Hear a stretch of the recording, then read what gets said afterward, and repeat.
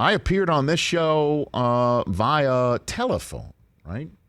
From Canton, Ohio. I called in from Canton, Ohio when Ben Lyons was sitting in this chair. Absolutely. And I mentioned how all Pro Football Hall of Famers, when they were going to make their speeches the next day in Canton, Ohio, 12 of them on the Saturday, 7 of them on the Sunday, that the rule would be no longer than 8 minutes, and they will begin to play music after about 9 or 10. And I said, David Baker probably has some bouncing history in his life, and that was what we were talking about, that Baker would be the one to kind of come out and let everyone know. With a big hook. Like the Sandman. And you said, how's that going to work out? And I said, it won't. Yeah. I am here to offer my sincerest apologies and every kudo I could possibly send to the people at the Pro Football Hall of Fame and all of the inductees making speeches. They got it done. Yep. They got it done. And I'll tell you what, they told everybody, keep it tight. And they gave their prepared remarks. And they delivered their prepared remarks to the hall beforehand. And everybody in the truck was able to follow along. They got in my ear saying he's finishing up soon and whatever. And every single time it was finishing up soon was like 6, 7, 8 minutes in. Wow. I have the times here. I had Brandon Mendoza of NFL Network Research get all the time. On the Saturday where all 12 guys spoke, only one person was over 10 minutes long. One. Only 3 speeches over 9 minutes. Wow. Paul Tagliabue spoke 9 minutes and 5 seconds. Edgerrin James spoke 9 minutes and 55 seconds. And Bill Cowher spoke 10 minutes and 36 seconds. That's it. Whew. You can add those all up, and it doesn't even come close to the longest speech in the history of the Pro Football Hall of Fame that's been delivered. That's less than Ray and Brett Favre. It's still 11 minutes shy of how long the longest speech in the history of the Pro Football Hall of Fame was, which was Tony Gonzalez, which is 38 minutes and change. Wow. And I will say this. I didn't miss it. I didn't miss those 30, 40-minute long speeches at all. No. You still got the gist. The gist being the journey. That's what we all want to hear. Right, we want to hear about the journey, and we want to hear about the relationships that mean a lot. We want, obviously, the family to get their shout-outs. And we want the good stuff. We want the good lines. Like Edgerrin James saying that everybody thought, based on his looks, essentially, that he was going to be in prison or came from prison. Mm-hmm. And he said that he's now inmate number 336 in Canton Correctional Facility. And then said that I came into the league, I started with gold teeth, and I'm leaving with this gold jacket. Yeah, one of the greatest lines. Amazing. It's up there with do the busts talk with each other? I'm wondering about with John Madden. It truly is one of the greatest lines in the history of a Pro Football Hall of Fame speech from Edgerrin James. And one of the great busts. And his bust is amazing. And his bust was amazing. It was one of the great hair club for Pro Football Hall of Fame men ever. With Polamalu, you needed to see the back of it. The back of his bust is incredible as well, Edgerrin James's. And then on Sunday, when you thought, okay, a bunch of these guys it's only 7 of them, so they'll just say screw it and go back to the usual 25, 30 minutes long speeches. Drew Pearson had 11 minutes and 16 seconds. Tom Flores, 11 minutes and 38 seconds. And the only other one over 10 minutes was Calvin Johnson of 10 minutes and 34 seconds. That's it. And Pearson and Flores together both waited, if you clock it all in together, close to almost 80 years they waited. So what? 11 minutes, we're good. I mean, I honestly, I understand. It's like, what do you care? Well, it's not just about the viewing. Obviously, I look at things in terms of a television show because I'm a host of it. And I want it to be watchable and rewatchable and to come back and people to enjoy it.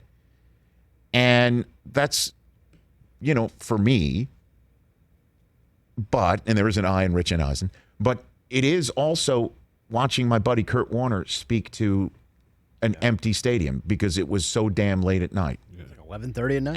And it's not fair to also the returning Hall of Famers. They don't want to come back. They don't want to sit through that. They just don't.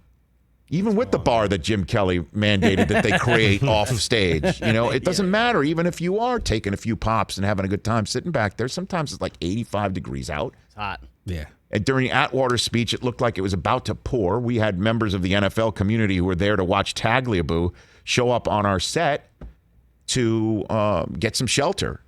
And, it could be a long night of heat and rain and what have you. So moving it along is important. And it still felt as fun and as memorable as ever. And the kudos I want to give to the Pro Football Hall of Fame is I was told they were in the back. There was a setup behind the scenes, backstage, of a clock that they would start the minute the first word came out, and they would stop during long pauses of applause, like the one, say, that Polamalu, like it went on for a full minute from all the Steeler fans that were waving their terrible towels. It sounded and looked like Heinz Field at one point. They stopped it for long periods of applause, so they weren't going to penalize the guy. But on the left was the time elapsed, and on the right was time till you got to the 8-minute mark. They were this was serious. And could the guys see it while they were speaking? I was told they could see how much time was left. Oh. They would look down and see exactly how much time was left. And in terms of the presentation at the Hall for this as well, Peyton Manning's speech, I've never seen anything like it. Because it wasn't a speech, it was a presentation. Manning, clearly, this is no surprise if you know Peyton Manning or anything about this, is that he had to have provided to the Hall, if I had to guess, it had to be 100 photographs. Anywhere between 70 and 100 photographs, with a photograph assigned to each line of his speech. That would be, to use the TV term, hot changed behind him on the screen for the audience in the stadium to see. When he talked about Cupper, his brother, there was a picture of him. When he talked about that teammate, there was a picture of that guy. When he talked about his time in Tennessee, there was a picture of that. Like, it was a whole to-do that had to have required multiple run-throughs. Right. Certainly because Peyton Manning wanted to also adhere to the rule of the time and the speech, which is why he joked about, thanks to all the guys who've come before him, that for their long speeches, he's now got to jam his entire life into just 10 minutes time. He's joked, his first line was like, I think Ray Lewis just finished up. Right. Yeah. And so he read at a breakneck clip. Like that speech, if it was normally like delivering it, speaking, looking, applause line, taking your time, it could have been like 15 minutes long. He went and moved along. Like the photograph we're seeing right here up on the screen where he's holding up his Manning 18, Pat Bowlen, and John Elway. I guarantee you that's the minute he said, and then I showed up, and then I went to Denver. Boom, that photograph. Right. He mentioned Bowlen and Elway. Boom. He probably chose the photograph, made sure the Hall of Fame knew when to put it up in his speech. Had to have been multiple run-throughs. His speech had been annotated, like number 1, 2, 3, 4, and then boom, boom, and boom. Everyone's like, how did Peyton Manning not finish up last? How is he not last, right? He didn't want it. He did not want it. He did not want to go last. I don't know why he did not want to go last. He did not want it. And if anybody is wondering if I'm accurate or not, I don't know why you would, because my boots are on the ground there. But he is maybe, with the exception of the guy who was part of his crew there, and Tom Brady, has to be the one guy in that entire place. If you put everyone at the Hall of Fame on sodium pentothal, the one guy they would want to come back every single year in his gold jacket and be part of the ceremony every year to help make it that much more special each year than any other person, it's Peyton Manning. So whatever you want, Peyton, you got it. You want to go wear this? You want 90 million photographs to be perfectly put up on the screen Right. to make your speech a presentation the way you want it. Done. What else do you need? What else do you want? What do you got? Yeah. And so he wanted to go third. The two gentlemen who had been waiting the longest go first. And of all the folks who had just gotten in on their year of, if you will, years of regular eligibility, he wanted to be first up. And I think it's just because he didn't want to wait. And also, he's so intense about this stuff.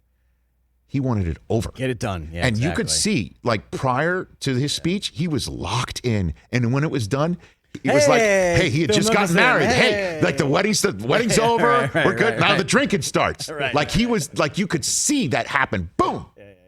As soon as it was over. Yeah. I could see Brady being the same way. Maybe so. I don't know. Just first up, boom, Different get it guys. done. Get it done. He wanted to be first and get it done. Over. And now he was able to sit back, enjoy the speeches, go to his party, you know, which I went to as well. Oh. And it was terrific. Man. You know, I went to Charles's and his. That would have been Woodson and then Peyton. And they were all going back and forth. Like people were going, Peyton were about to go to Charles's. Charles's were there, were about to go to Peyton's. They were going back and forth. God, I can't believe we missed that, TJ. Right. It was truly a remarkable weekend. And the Hall, I'm telling you, it's got to be this way from now on. I did not miss the 35, 40-minute long speeches. I know you couldn't see the broadcast. Maybe you had a monitor or something, but they had a scroll on the bottom of like individual names each guy would like to thank, and it was, you know, family members, past teammates, high school coaches. Yeah, all that I did stuff. not see. And then just in terms of, you know, Charles Woodson, how, you know, I'm kind of partial to him. Of course. I need you to indulge me for a moment. It's right. Right? It's what I told him. I got to indulge me. Just this moment for me. Charles Woodson, his speech, spectacular. Just a beautiful speech talking about his family and his teammates and his journey and how remarkable and spectacular it was. He had no prepared remarks. He provided 6 bullet points to the Hall. Really? That's it. And I thought to myself, he's last, too. Like, he's last. So it could be like, it's 20 minutes long. How do you like me? What are you going to do now? Yeah, exactly. Like, he was last. It was over. There wasn't another person going. He was the last. He was 19 of 19 on the weekend. 6 bullet points. And I thought to myself, because especially he started singing to his mom, who was his presenter. And as a story he told here on this show, in this chair to my right, once walked out on Michigan, was ready to go transfer to Miami. And I told that story to Irv on the air. He'd never heard that one before, just to see the look on Michael Irvin's face that Woodson could have gone to the U. But the person who stopped him from going was his mother. You could check it out, that story, on our YouTube feed. So it's a beautiful thing that his mother was his presenter. And then his mom stopped by our set afterwards. We retold that story on NFL Network. It was perfect. A perfect night for Charles Woodson. 6 bullet points. I thought, His speech was 9 minutes and 58 seconds long. Nailed it. Stand up. 2 seconds shy of the 10-minute mark. Beautiful. Do it again. And Isaac Bruce also, someone moved his iPad. Oh, yes. So he didn't have his speech. And his He had no speech, notes. too. His speech, too. One of the greatest lines All ever. time. How do you like me now? Like the guy who would never high step, never hold it up, never call out an opponent, never chest pound. As a wide receiver, in an era of wide receivers that are divas, never once talked about himself, even though there's an I in Isaac. And now it was like it was all built up. How do you like me now? The person who told him he wouldn't make it, and he said he prayed that God would keep them alive. Unbelievable. So the only thing more shocking about the speeches than Isaac Bruce quoting Kumo D was Paul Tagliabue quoting Edgerrin James in his speech. That was the one thing that leaned over to an NFL executive right then and there who was right there on the set. I'm like, if DraftKings had some line on this sort of thing. Tagliabue. I mean, mentioning Edge in the speech. Like you could retire on your own island right now. plus 4,000. Hey, you watched all the way to the end. Thanks for that. Watch more right here.